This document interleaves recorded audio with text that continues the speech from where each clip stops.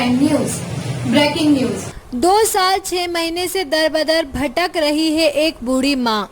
तस्लीम आरती का लड़का आरिफ बिहा कर लेकर गया था। बताते चले 2 साल 6 महीने पहले आरिफ सन ऑफ तस्लीम आरती निवासी इस्लाम नगर वार्ड नंबर 3 सितारगंज उधम सिंह नगर का निवासी है। शाहीन निवासी ग्राम भिटौरा सितारगंज उधम सिंह नगर की शमीमा से शादी कर ली थी और ये कहकर उनके घर से ले गया कि मैं इसे अपने साथ ले जा रहा हूँ। आरिफ जो पहले से ही शादीशुदा, यह बात छुपाकर उसने शाहीन की बेटी शमीमा से निकाह किया। निकाह होने के कुछ दिन बाद पता चला कि उसकी पहले से ही है एक बीवी। जब शमीमा को लेकर अपने घर गया तो उसके घर वालों ने दोनों को मार पीट कर घर से बाहर निकाल दिया। आरिफ तस्लीम आरती ने शाहीन से कहा, जा रहा हूँ, यहाँ हमारा कोई ठिकाना नहीं है। तब शाहीन ने कहा, मैं हर समय बीमार रहती हूँ, मेरी बेटी को लेकर इतनी दूर मत जाओ, मेरा कोई भरोसा नहीं है मैं कब मर जाऊँ, मेरी बेटी को मेरे पास ही रहने दो। तो ये कहकर चला गया कि ज्यादा दूर नहीं जाऊंगा, पास में ही कमरा लेकर तुम्हारी बेटी को रखूंगा। शाहीन से झूठ बोलकर वह उसकी बेटी शमीमा को कहीं दूर ले गया। कुछ दिन के बाद जब शाहीन ने पूछा, मेरी बेटी कहाँ है, मुझे मिलवा दो, तब उसने कहा कि कहाँ की जल्दी है, मिलवा दूंगा। 1 महीना बीता, 2 महीने बीते, ऐसे ही 6 महीने बीत गए, लेकिन उसने शाहीन की बेटी शमीमा का पता नहीं बताया और शाहीन को धमकी देने लगा कि अगर बेटी का पता पूछोगे तो जैसे उसे गायब किया है वैसे तुम्हें भी गायब कर देंगे और तुम्हारे परिवार को भी खत्म कर देंगे। फिर मजबूर होकर शाहीन ने सितारगंज कोतवाली में तहरीर दी और न्याय की अपील भी की। कोतवाली से सुनवाई न होने के कारण पिछले 1.5 साल से थाने के चक्कर काट काट पांव में छाले पड़ गए। बूढ़ी माँ के पुलिस की कान पर जूं भी नहीं रेंगी। आखिर कौन दिलाएगा इसको इंसाफ? ऐसे लोगों का विश्वास पुलिस से उठता जा रहा है। किच्छा रुद्रपुर कप्तान के पास महीनों चक्कर लगाए लेकिन कोई सुनवाई नहीं हुई।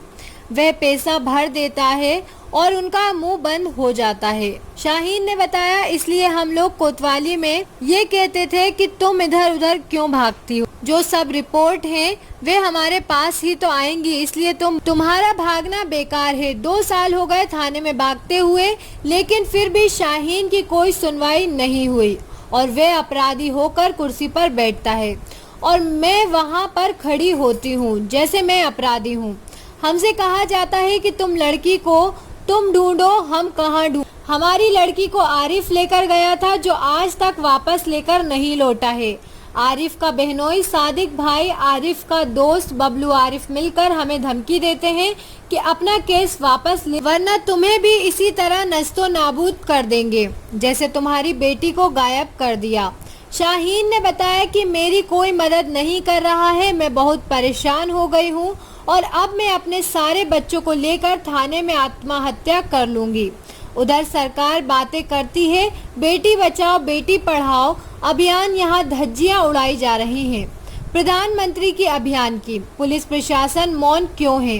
क्यों नहीं कर रहा पुलिस प्रशासन इस पीड़ित महिला की मदद? कब मिलेगा इंसाफ इस बूढ़ी माँ को?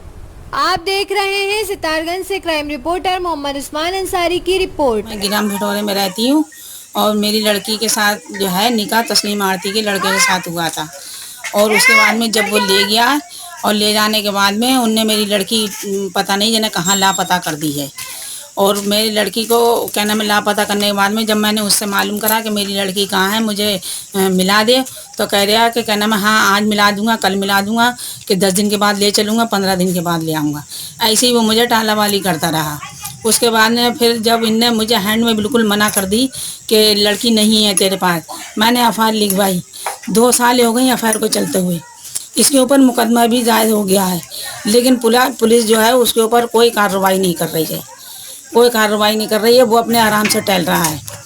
और उसके बाद में अब मैं इतनी परेशान हो गई हूँ कि मेरा ये दिल होता है कि मैं थाने के खड़े होकर सामने अपनी जान दूँ, अपने मैं बच्चों समेत अपनी जान दूँगी। अब ये तस्लीम आरती का लड़का जो है मोहम्मद आरिफ, जो मेरे लड़के के साथ में निकाह हुआ था, और वो और उसका बहनोई सादिक और ये बबलू इसका दोस्त जो है, ये तीनों, और इसका आरिफ का भैया जो है सलीम, ये चारों मिलके मुझे और इसका भैया जो वो है क्या नाम है ताहिर, ये सब मिलके मुझे धमकी देते हैं।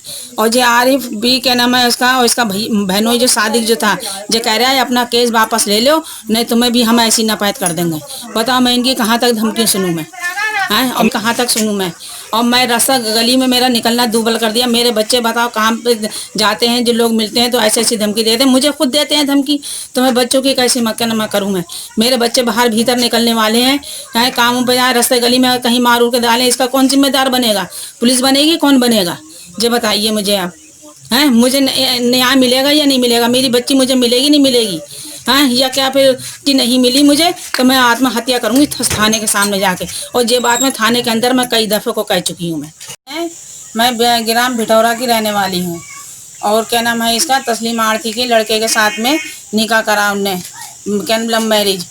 उसके बाद में निकाह करने के बाद में थोड़े दिन तक उनने सही रखा, फिर वो मेरे घर से ले गया। उसके घर वालों ने उसे क्या नाम है इसका निकाल दिया, मेरी लड़की को मार पीट के। उनने फिर अपने अलग कहीं रखा ले जाके। फिर उसके बाद में फिर लाया लड़की को, फिर ले गया। ले आने के बाद में बोला ऐसा है मेरे घर वाले रखना नहीं चाह रहे हैं, मैं अलग लेके रहूँगा। और क्या नाम है जब लेके गए बोला मैं यहाँ रहूँगा ही नहीं, कश्मीर लेके रहूँगा। तो मैं रोने लगी। मैंने कहा ऐसा है मेरी लड़की को इतनी दूर मत लेके जा, मैं बीमार रहती हूँ, मेरा जब कभी भी दिल होगा तो मैं अपनी लड़की को कहीं होगी तो मैं देख तो लूँगी। तो बोला ठीक है बुढ़िया तू घबरा मती, मैं लड़की को यहीं रखूँगा, कहीं दूर नहीं ले जाऊँगा। जब से वो मेरी लड़की को जो लेके गया है तो आज 3 साल हो गए, मेरी लड़की जो है वो लापता है। पता नहीं उनने मेरी लड़की को जने मार डाला है या क्या नाम है इसका कहीं बेच दी है मेरी लड़की को। और उसके बाद में जब मैंने उससे मालूम करा तो मैंने ये कही लड़की कहाँ है, मेरी लड़की को मिला दो। मेरा लड़का गया पूछने तो उनने साफ कर दिया कि इनकार कि मेरे पास लड़की नहीं है। फिर जब मैं गई मालूम करने, मेरे बच्चे मुझे पकड़ के लेके गए, मैं बीमार थी।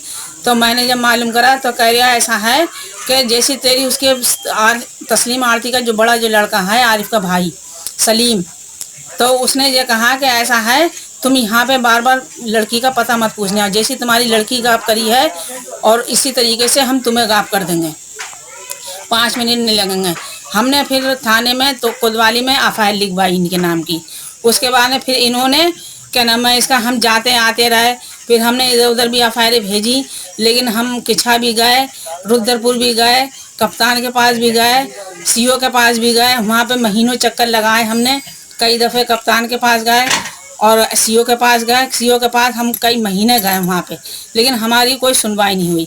वो पैसा भर देता है और उनका मुंह बंद हो जाता है। इसलिए हम जब यहाँ कोतवाली में जाया करे, कोतवाली वाले जो कह दिया करे कोतवाल के क्या नाम है इसका और दरोगा कि तुम क्यों इधर उधर भागती हो, सब जो रपेटे हैं वो आएंगी तो हमारी पास, इसलिए तुम भागना तुम्हारा नामुमकिन है, तुम क्यों जाती हो कहीं पे भी। हमारे पास जो भी केस अगर तुम कहीं जा रही हो तो हमारे पास आएगी सारी एफआईआर। कि ना मुझे 2 साल हो गए थाने में भागते हुए और मेरी कोई सुनवाई नहीं हो रही है ऐसे में। और वो जो है वो कुर्सी पे बैठता है सर, और मैं जो हूँ मैं वहाँ पे खड़ी होती हूँ जैसी मैं ही अपराधी हूँ ऐसे में, लेकिन उससे कोई कुछ नहीं कहता है। हमसे कहा जाता है कि तुम लड़की को तुम ढूंढो, तुम भी ढूंढो, बता हम कहाँ ढूंढें लड़की को। तो उसका आदमी लेके आया जो आरिफ, तो बता हम कहाँ ढूंढें ऐसे लापता पे।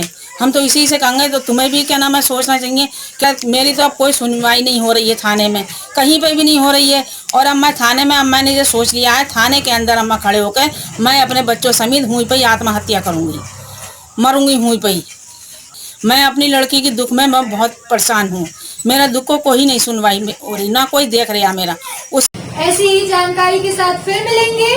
देखते रहें क्राइम न्यूज, पल पल की खबर, हर पल की खबर। क्राइम न्यूज, नमस्कार।